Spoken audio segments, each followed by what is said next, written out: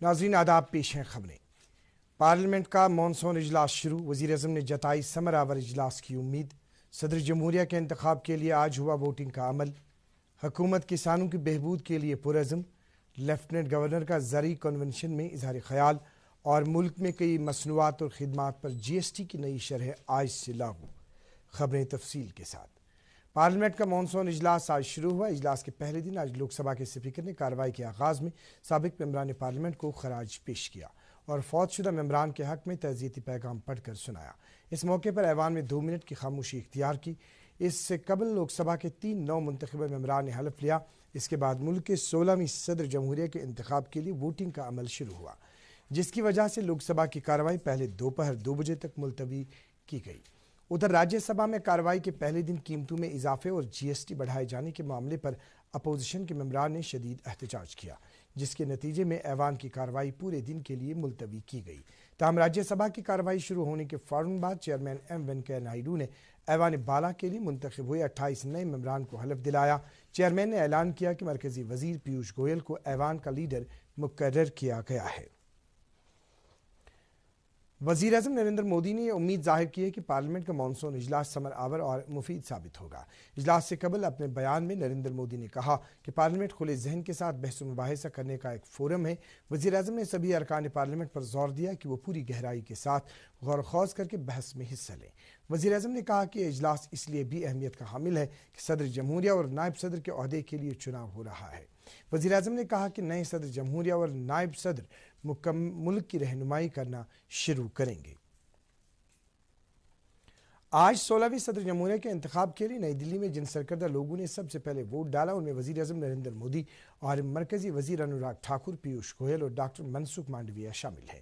قومی راجدھانی میں parliament house کے ساتھ ساتھ مختلف ریاستوں کی اسمبلیوں میں بھی پولنگ ہو رہی ہے۔ یہ سلسلہ شام 5 بجے تک جاری رہا۔ صدر جمہوریہ کے عہدے کے لیے جھارکھنڈ کی سابق governor Droupadi Murmu N D A امیدوار ہیں، جبکہ سابق وزیر یشونت سنہا مشترکہ اپوزیشن کے امیدوار ہیں۔ آزادانہ اور منصفانہ چناؤ کو یقینی بنانے کی خاطر پارلیمنٹ ہاؤس میں سبھی ضروری انتظامات کیے گئے تھے۔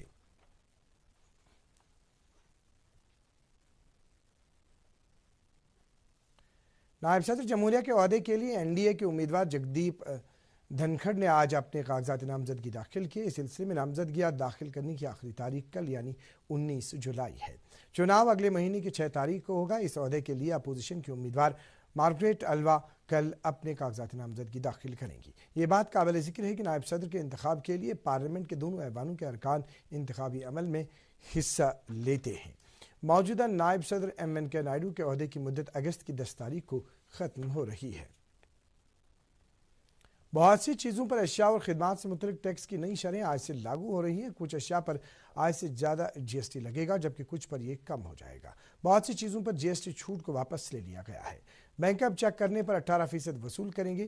1000 روپے یومیہ تک کے ہوٹل کرائے پر اب 12% ٹیکس لگایا جائے گا۔ پانی گرم کرنے والے شمسی ہیٹر پر 12% جی ایس ٹی لگایا جائے گا، جبکہ پہلے اس پر 5% ٹیکس لیا جاتا تھا۔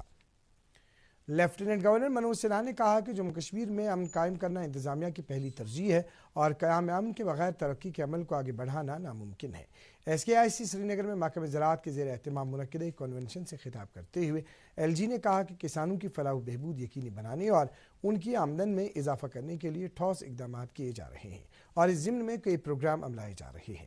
منوج سنہا نے کہا کہ مفاد خصوصی رکھنے والے چند عناصر وادی میں امن میں رکھنا ڈال کر یہاں کی اقتصادیات کو تباہ کرنا چاہتے ہیں۔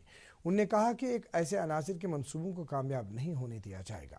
2 روزہ کنونشن کی افتتاحی تقریب پر جموں کشمیر کے chief secretary doctor Arun Kumar Mehta اور زرعی یونیورسٹی کے وائس چانسلر کے علاوہ دیگر کے اعلیٰ افسران نے شرکت کی۔ کنونشن میں زرعی سرگرمیوں کو فروغ دینے کے مختلف پہلوؤں پر تبادلہ خیال کیا جا رہا ہے۔ زرعی یونیورسٹی کشمیر کے ویٹرنری اینڈ اینیمل ہسبنڈری شعبے کے اہتمام سے یونیورسٹی میں آج 7 روزہ ورکشاپ کا آغاز ہوا، جس میں یونیورسٹی کے مختلف شعبوں سے وابستہ 30 پوسٹ گریجویٹ اسکالر شرکت کر رہے ہیں۔ ورکشاپ کی افتتاحی رسم میں محکمہ موسمیات کے سربراہ سونم لوٹس نے مہمان خصوصی کی حیثیت سے شرکت کی۔ اپنے خیالات کا اظہار کرتے ہوئے انہوں نے کہا کہ موسم کے بارے میں پیشگوئی کے نتیجے میں کسانوں کو منصوبہ سازی میں مدد ملتی ہے اور اس طرح زرعی پیداوار کو معیاری بنانا آسان بن جاتا ہے۔ یونیورسٹی کے ویٹرنری شعبے کے سربراہ محمد طفیل بھانڈے نے اپنی تقریر میں کہا کہ موسمی حالات کی تبدیلی سے لائف سٹاک کی پیداوار پر بھی اثرات پڑتے ہیں۔ انہوں نے کہا کہ زراعت اور اس سے منسلک شعبوں کے کام کاج میں محکمہ موسمیات کا خاصا عمل دخل رہتا ہے۔ ورکشاپ کے انعقاد میں مرکزی حکومت کے science and engineering research board نے بھی اپنا تعاون دیا ہے۔ کشمیر یونیورسٹی کے فاصلاتی تعلیم شعبے کے اہتمام سے آج یونیورسٹی کے گاندھی بھون میں اردو اساتذہ کی صلاحیت سازی کے عنوان پر 5 روزہ ورکشاپ کا آغاز ہوا۔ افتتاحی رسم میں وائس چانسلر پروفیسر نیلوفر خان اور کئی فیکلٹی ممبران نے شرکت کی۔ مقررین نے اردو ادب اور زبان کی ترویج پر زور دیتے ہوئے اس سمت میں ہو رہی سرگرمیوں کا خلاصہ کیا۔ ورکشاپ کے انعقاد میں قومی کونسل برائے فروغ اردو زبان نے مالی معاونت کی ہے۔ رواں مہینے کی 6 تاریخ کو کلگام کے ہاڑی گام علاقے میں ایک انکاؤنٹر کے دوران خود سپردگی کرنے والے 2 ملیٹنٹوں نے فورسز اور پولیس کا شکریہ ادا کیا ہے۔ پولیس کی جانب سے جاری ایک ویڈیو میں ندیم عباس بٹ اور کفیل احمد میر نامی ان 2 نوجوانوں نے کہا کہ خود سپردگی کرنے کے بعد فورسز نے انہیں پرامن زندگی گزارنے کا موقع دیا ہے۔ انہوں نے کہا کہ وہ لشکر طیبہ سے وابستہ ملیٹنٹوں کے اثر و رسوخ میں آ کر ملیٹنٹ صفوں میں شامل ہوئے تھے، تاہم بعد میں انہیں اس بات کا احساس ہوا کہ وہ غلط راستے پر چل پڑے ہیں۔ یہ بات قابل ذکر ہے کہ فورسز نے 6 جولائی کو ہاڑی گام کلگام میں ایک جھڑپ کے دوران ملیٹنٹوں کو سرنڈر کرنے کا موقع فراہم کیا تھا اور اس میں ملیٹنٹوں کے والدین کی مدد بھی طلب کی تھی۔ لوگوں نے بھی پولیس کی اس طرح کی کارروائی کی سراہنا کی ہے۔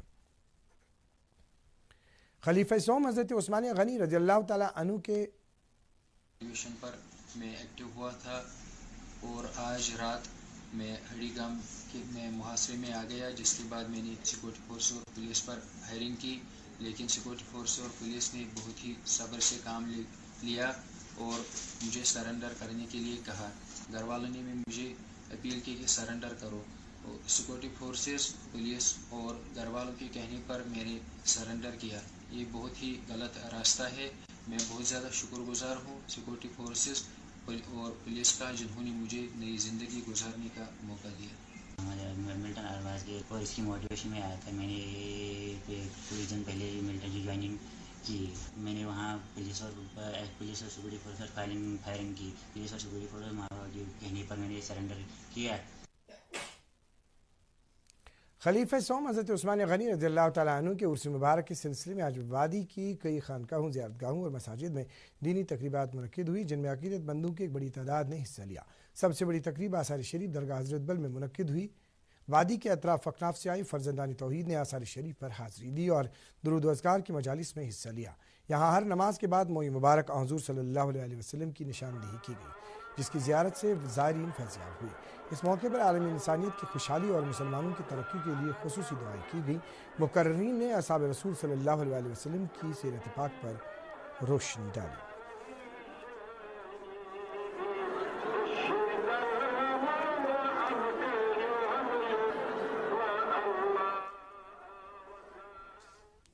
آثار شریف شہری کلاش پورہ، جناب صاحب سورہ، آثار شریف پنجورہ، کعبہ مرگ، سیر ہمدان اور لال بازار سری نگر میں بھی عرس کے سلسلے میں تقریبات منعقد ہونے کی خبریں موصول ہو رہی ہیں۔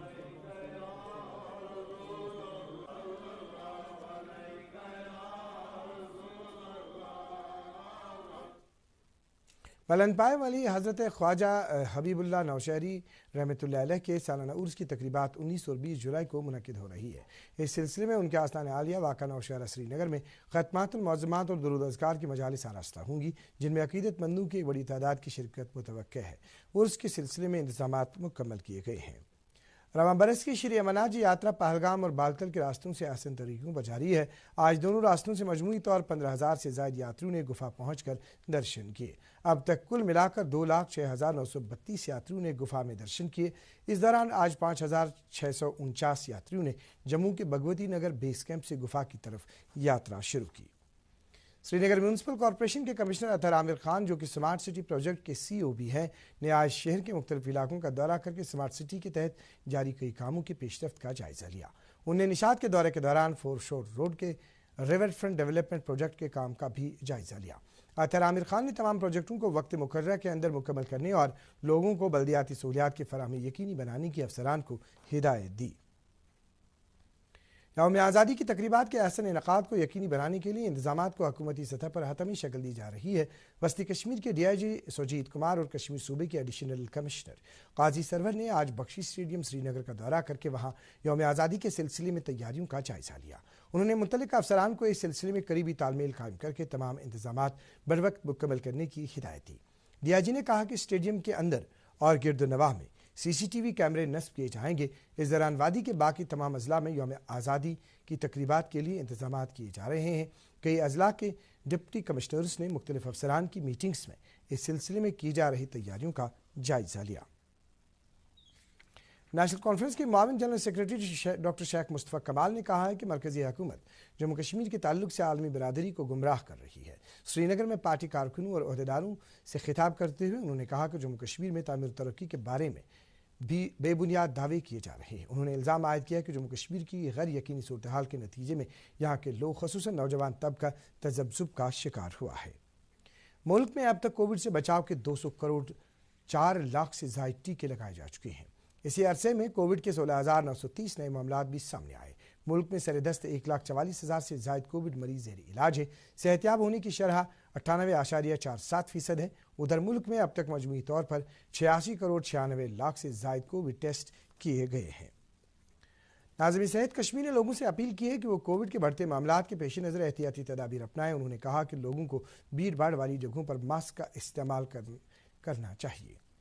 آج ہم یہی کہنا چاہیں گے کہ پچھلے کئی دنوں سے جو کووڈ کیسز بڑھتے جا رہے ہیں، تو ہماری لوگوں سے یہی گزارش رہے گی، اپیل یہی رہے گی کہ وہ کووڈ اپروپریٹ بیہیویئر کو انہوں نے تھوڑا سا، ہم سبھی لائٹ لیتے ہیں، جو ہی کیسز کم ہو جاتے ہیں تو وہ تھوڑا سا یہ کووڈ اپروپریٹ بیہیویئر کو فالو کریں۔ Social distance, hand hygiene, mask رکھنا بہت ضروری ہے۔ آج دیکھیے شادیوں کا جو آج سیزن چل رہا ہے، وہاں جہاں بھی زیادہ گیدرنگ ہوگی وہ ماسک رکھے اور جو کووڈ اپروپریٹ بیہیویئر ہے اس کا پالن کرے۔ موسم محکمہ موسمیات کی اطلاع کے مطابق وادی میں آئندہ 24 گھنٹوں کے دوران کہیں کی بارش ہونے کا امکان ہے۔ سری نگر میں آج دن کا زیادہ سے زیادہ درجہ حرارت 32.4 ڈگری سیلسیس جبکہ گزشتہ رات کا کم سے کم درجہ حرارت 19.6 ڈگری سیلسیس ریکارڈ کیا گیا۔ ادھر جموں میں آج دن کا زیادہ سے زیادہ درجہ حرارت 36.3 ڈگری سیلسیس جبکہ گزشتہ رات کا کم سے کم درجہ حرارت 26.3 ڈگری سیلسیس ریکارڈ کیا گیا۔ اس کے ساتھ ہی اردو خبروں کا یہ بلیٹن ختم ہوا چاہتا ہے۔ مزید خبروں کی تفصیل جاننے کے لیے آپ ہمارے ٹویٹر ہینڈل اور Facebook page @DD News Srinagar پر لاگ ان کر سکتے ہیں۔ اس کے علاوہ یہ خبریں DD کوشر کے یوٹیوب چینل پر بھی دستیاب ہیں۔